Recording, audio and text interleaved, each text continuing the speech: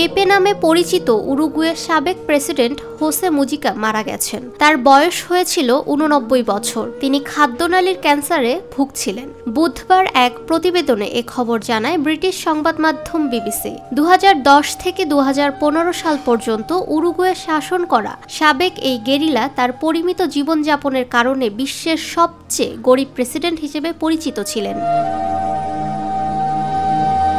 বর্তমান president ইয়ামান্দু Orsi এক্সে তার পূর্বসূরির মৃত্যুর তথ্য জানিয়ে লিখেছেন, আপনি আমাদের যা কিছু দিয়েছেন ও জনগণের জন্য যা কিছু করেছেন তার জন্য আপনাকে ধন্যবাদ।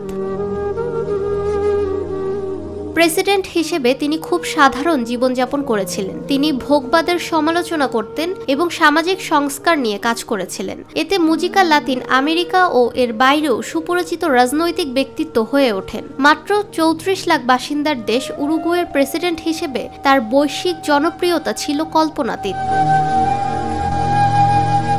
কিউবার বিপ্লব ও আন্তর্জাতিক সমাজতন্ত্রে প্রভাবিত হয়ে এমএলএনটি উরুগুয়ের সরকারের বিরুদ্ধে গোপনে প্রতিরোধ প্রচারণা শুরু করে। যদিও তৎকালীন সরকার সাংবিধানিক ও গণতান্ত্রিক ছিল, তবুও বামপন্থীরা ক্রমবর্ধমান কর্তৃত্ববাদী বলে অভিযোগ করতেন। এ সময় মুজিকাকে 4 বার আটক করা হয়। এর মধ্যে একবার 1970 সালে তাকে 6 বার গুলি করা হয়। সেবার মৃত্যুর খুব কাছ থেকে বেঁচে ফেরেন তিনি।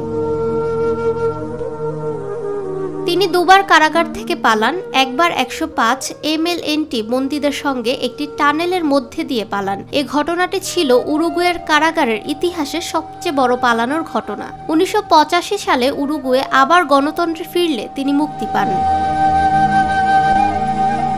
ফাহমিদা বিনতে আনোয়ার, নিরপেক্ষ নিউজ ডেস্ক।